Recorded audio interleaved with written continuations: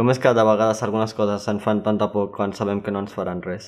Nosaltres tenim dos tipus de pors. Les pors per les que estem de forma innata programats per respondre, com per exemple les aranyes, les serps, una boca oberta d'un animal, un llop, per exemple.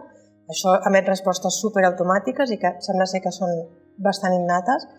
I després, en realitat, la gran majoria de pors que tenim en la nostra vida són pors apreses, coses que nosaltres hem après, que allò en algun moment ens ha produït una sensació desagradable, hem tingut una mala experiència i a partir d'aleshores doncs, sempre tindrem por d'allò, no? O serà molt difícil treure'ns aquella por quan veiem allò que ens ha fet por, no? En el seu moment.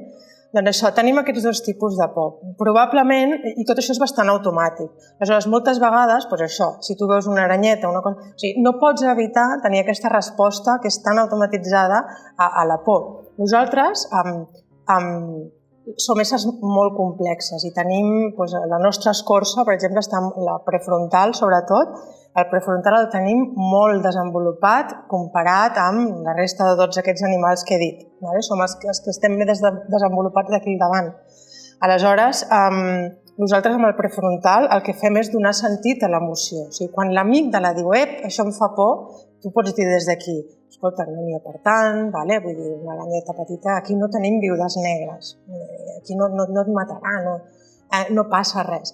Però el que passa, si nosaltres podem regular, des d'aquí podem regular. El que passa és que fisiològicament, en el moment en què estem ara, si ho mirem des del punt de vista evolutiu, ara mateix hi ha més projeccions, o sigui, més inputs neurals, diguéssim, des de l'amígdala a la nostra escorça, que és la que regula, que no pas al revés. És a dir, la nostra escorça encara no pot regular molt el que és l'amígdala, sempre guanya l'amígdala, per dir-ho d'alguna forma. Potser d'aquí 1 milió d'anys la cosa serà més balancejada, més igualada, no? Però per ara, seguirem sempre sent esclaus de les nostres emocions, de les respostes emocionals del nostre sistema de les emocions.